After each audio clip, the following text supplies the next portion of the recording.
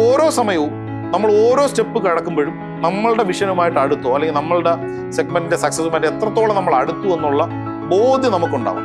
അതിങ്ങനെ കണ്ട് ആസ്വദിക്കാനുള്ള ഒരു മെന്റാലിറ്റി നമുക്കുണ്ടാവും. കൃത്യമായിട്ടുള്ള ഇംപ്ലിമെന്റേഷൻ ചെയ്തു കഴിഞ്ഞാൽ ഒരു ബിസിനസ് പൂർണ്ണമായും സക്സസിലേക്ക് നമുക്ക് എത്തിക്കാൻ സാധിക്കുന്നതാണ്. പലർക്കും പേടിയാണ് ഈ ബിസിനസ് തുടങ്ങാനായിട്ട്. കാരണം പരാജയപ്പെടുവോ അല്ലെങ്കിൽ കൃത്യസമയത്ത് ആക്ഷൻ എടുക്കാൻ പറ്റുമോ എന്നുള്ള പേടിയുണ്ട്. അപ്പൊ എങ്ങനെയാണ് നമുക്കൊരു ബിസിനസ് കറക്റ്റ് ഒരു ഗ്രോത്ത് മൈൻഡ് സെറ്റിൽ കൊണ്ടുപോകാൻ പറ്റുന്നത്? ബിസിനസ്സിനെ ഇംപ്ലിമെന്റ് ചെയ്യുന്ന ഒരു ബിസിനസ്സിലേക്ക് ഇറങ്ങിത്തിരിക്കുന്ന വ്യക്തി തീർച്ചയായിട്ടും പേടിയുണ്ടാവും. പിന്തിരിപ്പിക്കാൻ നൂറുകണക്കിന് ആൾക്കാരുണ്ടാവും. ചുറ്റുമുള്ള യാതൊരു സാഹചര്യവും അനുകൂലമാവണം നിർബന്ധമില്ല. പക്ഷേ കൃത്യമായ ഗ്രോത്ത് മൈൻഡ് സെറ്റോടു കൂടി ഒരു ബിസിനസ്സിനെ സമീപിക്കുകയും അതിൻ്റെ ഫ്യൂച്ചർ അത് വിഷൻ ചെയ്യാൻ സാധിക്കുകയും ചെയ്താൽ അതിനു വേണ്ടിയിട്ടുള്ള അശ്രാന്ത പരിശ്രമം, കൃത്യമായിട്ടുള്ള ഇടവേളകളിൽ, കൃത്യമായിട്ടുള്ള ടൈമിങ്ങിൽ വേണ്ട രീതിയിലുള്ള തീരുമാനങ്ങൾ എടുത്ത് കൃത്യമായിട്ടുള്ള ഇംപ്ലിമെന്റേഷൻ ചെയ്തു കഴിഞ്ഞാൽ ഒരു ബിസിനസ് പൂർണ്ണമായും സക്സസിലേക്ക് നമുക്ക് എത്തിക്കാൻ സാധിക്കുന്നതാണ്. അതിൽ ബിസിനസ് ലീഡ് ചെയ്യുന്ന ആളിൻ്റെ വിഷൻ ഏറ്റവും ഇമ്പോർട്ടൻ്റ് ആണ്. അതിനേക്കാൾ ഇമ്പോർട്ടൻ്റ് ആണ് കൃത്യസമയങ്ങളുള്ള വിഷൻ അമെൻമെന്റ് എന്ന് പറയുന്നത്.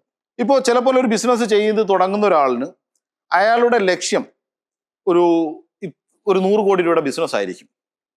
അത് ഇത്ര വർഷം കൊണ്ട് അച്ചീവ് ചെയ്യണം, അതുമായിരിക്കും പ്ലാന്. പക്ഷെ ചില സാഹചര്യങ്ങളിലുള്ള ഇടപെടലുകളും ചില സാഹചര്യങ്ങളും ചില രീതികളിലുള്ള ഇംപ്ലിമെന്റേഷനും കാരണം അല്ലെങ്കിൽ ചില ടെക്നോളജികളുടെ ഇംപ്ലിമെന്റേഷനും കാരണം നമ്മൾ എക്സ്പെക്ട് ചെയ്തതിനേക്കാൾ ചിലപ്പോൾ നേരത്തെ നമ്മുടെ ആ ഒരു അച്ചീവ്മെന്റിലേക്ക് എത്താൻ ചിലപ്പോൾ സാധിക്കും. തീർച്ചയായിട്ടും അത് നേരത്തെ കൂട്ടി ഒരു എന്റർപ്രണർ തിരിച്ചറിഞ്ഞിരിക്കണം. എങ്കിൽ മാത്രമേ അയാൾക്ക് വിഷൻ റീസെറ്റ് ചെയ്യാൻ സാധിക്കത്തുള്ളൂ.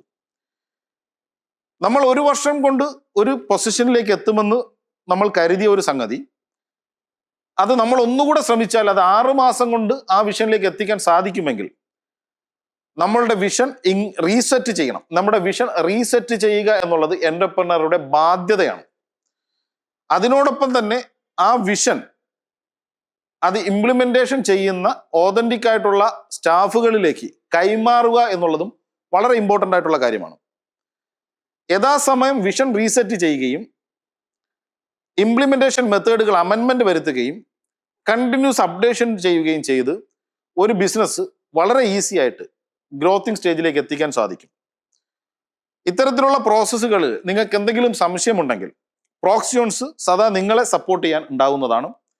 ഒരു ബിസിനസ് ചെയ്യുന്ന ഒരാളിന് വേണ്ട വിഷൻ സെറ്റിംഗ്, അവരുടെ കരിയർ ഗ്രോത്ത് സെറ്റിംഗ്, അവരുടെ ഇംപ്ലിമെന്റേഷൻ സ്കിൽ സെറ്റിംഗ്, അവരുടെ ടൈമിൽ ഇംപ്ലിമെന്റേഷൻ കൺഫർമേഷൻ, ഇതൊക്കെ ഉറപ്പാക്കുക എന്നുള്ളത് പ്രോക്സിയോൺസ് വളരെ വിജയകരമായി നടത്തിക്കൊണ്ടുവരുന്ന സ്ട്രാറ്റജിയാണ്. ഓരോ പ്രോജക്റ്റിന്മേലും വളരെ ചെറിയ രീതിയിലുള്ള ഡേ ടു ഡേ അപ്ഡേഷൻ പോലും നടക്കുന്നുണ്ട് എന്ന് ഉറപ്പാക്കുകയാണ് ഒരു ബിസിനസ് ഗ്രോത്തിന്റെ ആദ്യത്തെ കടമ്പ. ഞാനൊരു വളരെ ചെറിയൊരു ഉദാഹരണം പറയാം. ഞങ്ങളുടെ ആഗ്രോ സെഗ്മെന്റ്, അഗ്രികൾച്ചറൽ പ്രൊഡക്റ്റിന്റെ ആഗ്രോ സെഗ്മെന്റ് ഒരു സ്റ്റേബിൾ ബിസിനസ് തുടങ്ങണം എന്നുള്ള ഒരു സ്റ്റേബിൾ ബിസിനസ് തുടങ്ങണം എന്നുള്ള ഒരു ആഗ്രഹത്തിന്റെ മുകളിലാണ്, അത്തരത്തിലുള്ള ഒരു ഗൈഡൻസ് ലഭിച്ചതിന്റെ പേരിലാണ് ഒരു സ്റ്റേബിൾ ബിസിനസ് എന്നുള്ള ഒരു കോൺസെപ്റ്റ് എന്നുള്ള രീതിയിൽ നമ്മുടെ അഗ്രികൾച്ചറൽ പ്രൊഡക്റ്റ് മാനുഫാക്ചറിങ് സെഗ്മെന്റും കാറ്റിൽ ഫീഡ് മാനുഫാക്ചറിങ് സെഗ്മെന്റും നമ്മൾ ആരംഭിക്കുന്നത്. സ്റ്റേബിൾ ബിസിനസ്, കാരണം മനുഷ്യൻ ജീവിച്ചിരിക്കുന്നിടത്തോളം കാലം ആഹാരം വേണം. ആഹാരത്തിന് 2 ഓപ്ഷനേ ഉള്ളൂ, ഒന്നുകിൽ വെജിറ്റബിൾ അല്ലെങ്കിൽ മീറ്റ് അതിനുവേണ്ടി കാറ്റിൽ ഫീഡും, വെജിറ്റബിൾ അത് കൾട്ടിവേറ്റ് ചെയ്യാനായിട്ട് ഫെർട്ടിലൈസേഴ്സും എന്നുള്ള ഒരു കൺഫർമേഷനിലേക്ക് നമ്മൾ എത്തി. പക്ഷെ തീർച്ചയായിട്ടും കാരണം ഞാനൊരു ബേസിക്കലി മെക്കാനിക്കൽ എഞ്ചിനീയർ ആണ്. നമ്മുടെ കമ്പനികൾ സോഫ്റ്റ്വെയർ സെഗ്മെന്റിലും അതുപോലെ തന്നെ മെക്കാനിക്കൽ സെഗ്മെന്റിലും ഒക്കെ നിലകൊള്ളുന്ന സെഗ്മെന്റുകളാണ്. തീർച്ചയായിട്ടും നമ്മുടെ മുന്നിൽ ഈ ക്വാളിറ്റി ആയിട്ടുള്ള പ്രോഡക്റ്റ് അത് നമ്മൾ മനസ്സിലാക്കി ലൈസൻസിങ് എല്ലാം നമ്മൾ എടുത്തുകൊണ്ട് പ്രോസസ്സ് ചെയ്ത് അത് വിജയിപ്പിച്ചിലേക്ക് എടുക്കാൻ ചിലപ്പോൾ ഒരു കൺഫ്യൂഷൻ ഉറപ്പായിട്ടും തോന്നും. അപ്പൊ അതൊരു ധൈര്യമില്ലായ്മ ഏതൊരു ബിസിനസ്സുകാരൻ്റെയും ആ ഒരു ഭാഗം എത്തുമ്പോഴായിരിക്കും അവരുടെ ധൈര്യം പുറത്ത് കാണിക്കേണ്ടത്. അതുപോലെ തന്നെ ഞാൻ നേരത്തെ പറഞ്ഞ ചെറിയ ചെറിയ അമെൻമെന്റുകൾ, ഡേ ടു ഡേ ഓരോ ദിവസവും ചെറിയ അപ്ഡേഷനുകൾ നമ്മുടെ ബിസിനസ്സുകൾ കൊണ്ടുവരേണ്ട ആവശ്യം അതാണ്. തീർച്ചയായിട്ടും നമ്മൾ ചെയ്ത ഒരു ആദ്യത്തെ കടമ്പ എന്ന് പറഞ്ഞാൽ അതിന്റെ ലൈസൻസിങ് പ്രോപ്പർ ആവണം. ലൈസൻസിങ് പ്രോപ്പർ ആവണമെങ്കിൽ അതിന്റെ ക്വാളിഫിക്കേഷൻ വരണം, പ്രൊഡക്റ്റ് മാനുഫാക്ചറിങ്ങിനുള്ള ക്വാളിഫിക്കേഷൻ വരണം. അപ്പോൾ എന്ത് ചെയ്തു, നമുക്ക് ഏറ്റവും വേണ്ടപ്പെട്ട ഒരാളെ അത് പഠിപ്പിക്കാൻ വിട്ടു. വേറെ ആരുമില്ല, എൻ്റെ വൈഫിനെ തന്നെ അഗ്രികൾച്ചർ യൂണിവേഴ്സിറ്റിയിൽ പഠിപ്പിക്കാൻ വിട്ടു, കോഴ്സ് പഠിപ്പിക്കാൻ വിട്ടു, അതിൻ്റെ സർട്ടിഫിക്കേഷൻ എടുത്തു. അത്തരത്തിലുള്ള കാര്യങ്ങൾ ചെയ്ത് അതിൻ്റെ സർട്ടിഫിക്കേഷൻസ് പൂർത്തിയാക്കി. സ്വാഭാവികമായിട്ടും സർട്ടിഫിക്കേഷൻ പൂർത്തിയാവുന്ന സമയത്ത് ആ കോഴ്സ് വൈഫ് പഠിക്കുന്ന ഓരോ ദിവസവും വൈകുന്നേരങ്ങളിൽ ഓൺലൈൻ വഴി അവരുമായിട്ടിരിക്കും. എന്താണ് അവിടെ പഠിച്ചത്, എന്താണ് ഇംപ്രവൈസേഷൻ ആണ് വേണ്ടത്. ചില ദിവസങ്ങളിൽ ഞാനും കൂടെ അവിടെ പോയിട്ട് എന്ത് ചെയ്യും, വെറുതെ അവിടെ ക്ലാസ് എടുക്കുമ്പോഴത്തേക്ക് വെളിയിൽ കേട്ടുകൊണ്ടിരിക്കും. അത്തരത്തിലുള്ള പ്രോസസ്സുകളിലൂടെ ഇതിൻ്റെ ഉള്ളുകളികൾ, അതിൻ്റെ എന്താ പറയുക, ഇംപ്ലിമെന്റേഷൻ മെത്തേഡുകൾ, അല്ലെങ്കിൽ വളം മാനുഫാക്ചർ ചെയ്യുന്നതിൻ്റെ പല മെത്തേഡുകളും, അല്ലെങ്കിൽ ഇത്തരത്തിലുള്ള കുറേ കാര്യങ്ങൾ നമുക്ക് ബേസിക് കാര്യങ്ങൾ നമുക്ക് മനസ്സിലാക്കാൻ സാധിച്ചു. തീർച്ചയായിട്ടും അത്തരത്തിലുള്ള സെഗ്മെന്റ് കൊണ്ട് മാത്രം ആ ബിസിനസ് വിജയിക്കില്ല. സ്വാഭാവികമായിട്ടും നമുക്ക് ഇനി എന്ത് ചെയ്യണം, യൂണിറ്റ് വേണം, ഫാക്ടറി സെറ്റപ്പ് വേണം, മറ്റ് പ്രൊഡക്ഷൻ സെറ്റപ്പുകൾ വേണം, മെഷീനറീസ് വേണം. ഇതിലൊക്കെയുള്ള സഡൻ ആയിട്ടുള്ള ഒരു ചേഞ്ച് നമുക്ക് കൊണ്ടുവന്നു കഴിഞ്ഞാൽ അത് ചിലപ്പം ഇത്തരത്തിലുള്ള പല മെഷീനറീസും ചിലപ്പോൾ ഐഡിയൽ ആയിട്ടിരിക്കും. അതിനുള്ള ഹ്യൂജ് ഇൻവെസ്റ്റ്മെന്റ് നമുക്കൊരു പ്രശ്നമാണ്. അപ്പം നമ്മൾ എന്ത് ചെയ്തു, സ്റ്റെപ്പ് ബൈ സ്റ്റെപ്പ് ആയിട്ട് ആദ്യം ഇത്ര സാധനങ്ങൾക്ക് ഇത്ര മെഷീൻ മതി എന്ന് നമ്മൾ അനലൈസ് ചെയ്തു. അതിന് ഇത്ര ഇൻവെസ്റ്റ്മെന്റ് മതി. അപ്പോൾ ചെറിയൊരു ഇൻവെസ്റ്റ്മെന്റിൽ ആ സംഗതി തുടങ്ങി, ആ ഒരു ചെറിയ ഇൻവെസ്റ്റ്മെന്റിൽ ആ ഒരു സംഗതി തുടങ്ങി, ചെറിയ ചെറിയ യൂണിറ്റുകളിൽ നമ്മുടെ ലിമിറ്റഡ് ആയിട്ടുള്ള കുറച്ച് പ്രോഡക്റ്റുകൾ നമ്മൾ എന്ത് ചെയ്യുന്നു, മാർക്കറ്റിലേക്ക് ഇറക്കുന്നു. അതിൻ്റെ പ്രൊഡക്ഷൻ യൂണിറ്റ് സെറ്റ് ചെയ്യുന്നു. പ്രൊഡക്ഷൻ യൂണിറ്റ് സെറ്റ് ചെയ്യുമ്പോഴും നമ്മൾ 15,000 സ്ക്വയർ ഫീറ്റിൽ കുറയാതെ ഉള്ള ഒരു ഫാക്ടറി നമ്മൾ പ്ലാൻ ചെയ്തു. അതിന് വേണ്ടിയിട്ടുള്ള ബേസ്മെന്റ് വർക്കുകൾ ചെയ്തു. പക്ഷെ ഞാനത് അതിൻ്റെ ഒരു 25% ഷെഡിന്റെ വർക്ക് കംപ്ലീറ്റ് ചെയ്ത് മെഷീനറി സെറ്റ് ചെയ്തിട്ട് ഒരു സൈഡിൽ നമ്മുടെ പ്രൊഡക്ഷൻ എന്ത് ചെയ്യുന്നു, ആരംഭിക്കുന്ന രീതിയിലേക്ക് അതിന്റെ ബേസിക് ലൈസൻസും മറ്റു കാര്യങ്ങളും എടുത്തതിന് ശേഷം ആരംഭിക്കുന്ന രീതിയിലേക്ക് കൊണ്ടുപോയി. കാരണം എന്ന് പറഞ്ഞു കഴിഞ്ഞാൽ ഈ ഇറങ്ങുന്ന പ്രോഡക്റ്റുകൾ സക്സസ് ആവുമോ ഇല്ലേ എന്നുള്ള പരീക്ഷണം നമ്മൾ നടത്തിക്കൊണ്ടിരിക്കുകയാണ്. അപ്പോൾ അതിന് വേണ്ടിയിട്ടുള്ള എല്ലാ സെറ്റപ്പും റെഡിയായതിനു ശേഷം പ്രോഡക്റ്റ് ഇറക്കി അത് വിജയത്തിലേക്ക് എത്തിക്കാമെന്ന് പറയുന്ന ഒരു കോൺസെപ്റ്റ്, അത്തരത്തിലുള്ളൊരു കോൺസെപ്റ്റിലേക്ക് പോയി കഴിഞ്ഞാൽ ചിലപ്പോൾ നമ്മളെല്ലാം ഇംപ്ലിമെന്റേഷൻ ചെയ്തിട്ട് ആ പ്രോഡക്റ്റ് സക്സസ് ആയില്ലെങ്കിൽ വലിയ നിരാശയായിരിക്കും സമ്മാനിക്കുന്നത്. അപ്പോൾ അത്തരത്തിലുള്ള ഒരു സംഗതി ഉള്ളത് കൊണ്ട് ഒരു സൈഡിൽ കൂടെ പ്രൊഡക്ഷൻ നടക്കുന്നു, ആ സ്ഥലം മാത്രം നമ്മൾ തയ്യാറാക്കുന്നു, റെഡിയാക്കുന്നു, അതിനുവേണ്ടിയുള്ള അറേഞ്ച്മെന്റുകൾ ചെയ്യുന്നു, അതിനുവേണ്ടിയുള്ള ഫെസിലിറ്റീസ് ചെയ്യുന്നു, അതിനു വേണ്ടിയിട്ടുള്ള മാർക്കറ്റിനെയും സെയിൽസ് ടീമിനെയും മാത്രം ഇംപ്ലിമെന്റ് ചെയ്യുന്നു. അത് പതിയെ അത് മാർക്കറ്റിലേക്ക് കൊടുക്കുന്നു. അപ്പോൾ സ്വാഭാവികമായിട്ടും മാർക്കറ്റിൽ ഇതല്ല വേണ്ടത്. കാരണം നിലവിൽ ട്രിവാൻഡ്രം മാർക്കറ്റിൽ അല്ലെങ്കിൽ കേരളത്തിലുള്ള മറ്റ് ജില്ലകളിലെ മാർക്കറ്റിൽ വേറെ രീതിയിലാണ് വേണ്ടത്. അത് മനസ്സിലാക്കിയെടുക്കുന്നു, അതിനുവേണ്ട ചേഞ്ചസ് വരുത്തുന്നു. അപ്പോൾ ചുരുക്കി പറഞ്ഞാൽ ഒരു 2 മാസം കഴിഞ്ഞപ്പോൾ നമ്മൾ ആദ്യം പ്ലാൻ ചെയ്ത മെഷീനറീസും മറ്റു കാര്യങ്ങളെക്കാൾ വേറെ കുറേ രീതിയിലുള്ള മെഷീനറീസും മറ്റു കാര്യങ്ങളുമാണ് ആവശ്യമെന്നുള്ള തിരിച്ചറിവ് നമുക്കുണ്ടായി. അപ്പം നമ്മൾ ആ ചെറിയ സ്റ്റെപ്പ് അന്ന് വെച്ചത് കൊണ്ടാണ് അത്തരത്തിലുള്ള തിരിച്ചറിവ് ഉണ്ടായത്. ഇല്ലെങ്കിൽ എനിക്കുണ്ടാവുന്ന ലോസ് വളരെ ഹ്യൂജ് ആയിരിക്കും. കാരണം അത്രയും കോസ്റ്റ്ലി ആയിട്ടുള്ള മെഷീനറീസ് വന്നിട്ട് അത് വെറുതെ ഐഡിയലായിട്ട് അവിടെ ഇരിക്കും. നമ്മുടെ മാർക്കറ്റിനും നമ്മുടെ സിറ്റുവേഷനും അതായിരിക്കില്ല ആവശ്യം. അപ്പം നമ്മൾ കൃത്യമായിട്ട് അത് പ്ലാൻ ചെയ്തിട്ട് അതിൻ്റെ ആ ചെറിയ സ്റ്റെപ്പ് നമ്മൾ വെച്ചു, അതിൻ്റെ പ്രോഡക്റ്റുകളും നോക്കി, അത് മാർക്കറ്റിലേക്ക് ഇറങ്ങി.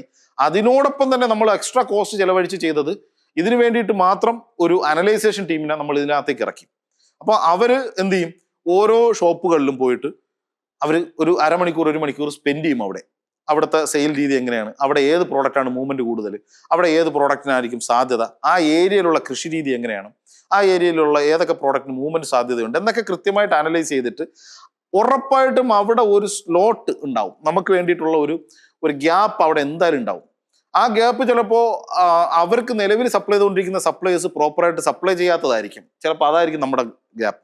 ചിലപ്പോൾ അവരുടെ പ്രോഡക്റ്റിന്റെ ക്വാളിറ്റി മോശമായിരിക്കും. അത് ഇംപ്രവൈസ് ചെയ്ത് കഴിഞ്ഞാൽ അവിടെ നമുക്കൊരു ആ ഗ്യാപ്പ് ഫില്ല് ചെയ്യാൻ കഴിയും. അല്ലെങ്കിൽ അവരുടെ പാക്കിംഗ് രീതി ആയിരിക്കും ചിലപ്പോൾ പ്രശ്നം. അത് നമ്മൾ റീഫിൽ ചെയ്ത് അത് ഫുൾഫിൽ ചെയ്ത് കഴിഞ്ഞാൽ നമ്മൾ ചിലപ്പോൾ ആ സ്ലോട്ടിലേക്ക് പ്രവേശിക്കാൻ ചിലപ്പോൾ നമുക്ക് സാധിക്കും. അല്ലെങ്കിൽ ചിലപ്പം പാക്കിംഗ് കുറയ്ക്കേണ്ടി വരും. എന്ന് പറഞ്ഞാൽ പ്രൈസ് ഓവർ പ്രൈസ് ആകുമ്പോൾ പാക്കിംഗ് ക്വാളിറ്റി കുറച്ചിട്ട് ചിലർക്ക് നാടൻ സിംഗിൾ ആയിട്ടുള്ള രീതിയിലുള്ള ആവശ്യം, അത് മനസ്സിലാക്കിക്കൊണ്ട് ചിലപ്പോൾ ആ രീതിയിൽ നമുക്ക് ഇംപ്ലിമെന്റ് ചെയ്യും.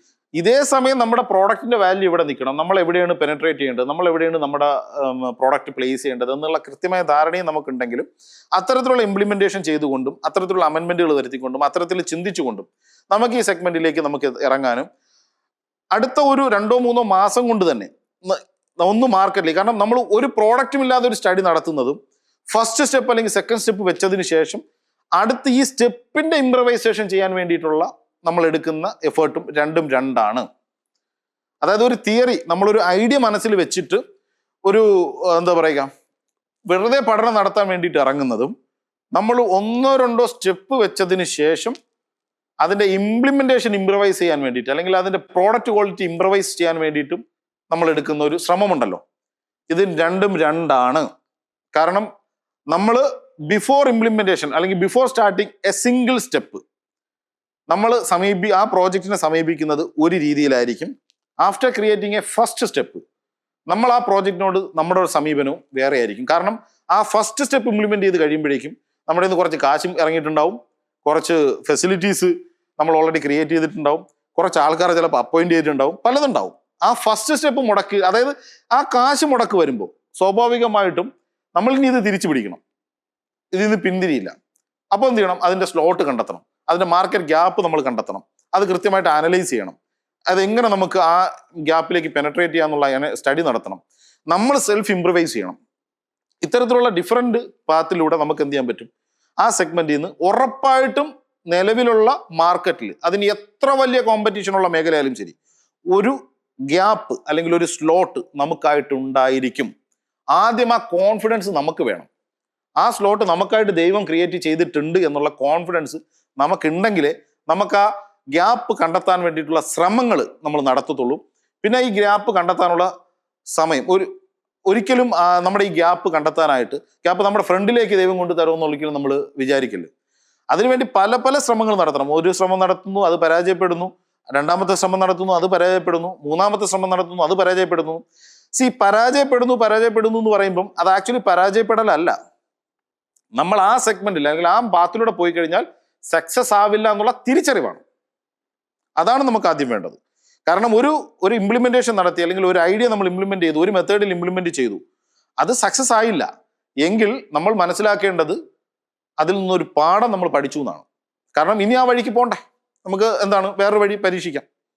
ആ തിരിച്ചറിവ് നമുക്കുണ്ടെങ്കിൽ തീർച്ചയായിട്ടും നമുക്ക് എന്ത് ചെയ്യാൻ പറ്റും? ആ മേഖലയിൽ ഫൈൻ ട്യൂൺ ചെയ്ത് നമുക്ക് കൃത്യമായിട്ടുള്ള ഗ്യാപ്പ് കണ്ടെത്തി, കൃത്യമായിട്ടുള്ള സ്ലോട്ട് കണ്ടെത്തി നമുക്ക് വിജയത്തിലേക്ക് എത്തിക്കാൻ പറ്റും. പിന്നെ ഓരോ സമയവും നമ്മൾ ഓരോ സ്റ്റെപ്പ് കടക്കുമ്പോഴും നമ്മളുടെ വിഷനുമായിട്ട് അടുത്തോ അല്ലെങ്കിൽ നമ്മളുടെ സെഗ്മെന്റിന്റെ സക്സസുമായിട്ട് എത്രത്തോളം നമ്മൾ അടുത്തു എന്നുള്ള ബോധ്യം നമുക്കുണ്ടാവണം. അതിങ്ങനെ കണ്ട് ആസ്വദിക്കാനുള്ള ഒരു മെന്റാലിറ്റി നമുക്കുണ്ടാവണം. നമ്മൾ ആ ഒരു സെഗ്മെന്റിലേക്ക് നമ്മൾ ഇത്രത്തോളം അടുത്തു, നമ്മുടെ വിജയം ഇത്ര അടുത്താണ് എന്ന് നമുക്ക് മനസ്സിലാക്കിയിട്ട് നമുക്ക് എന്ത് ചെയ്യാൻ പറ്റും? പ്രോസസ്സ് ചെയ്യാൻ പറ്റും.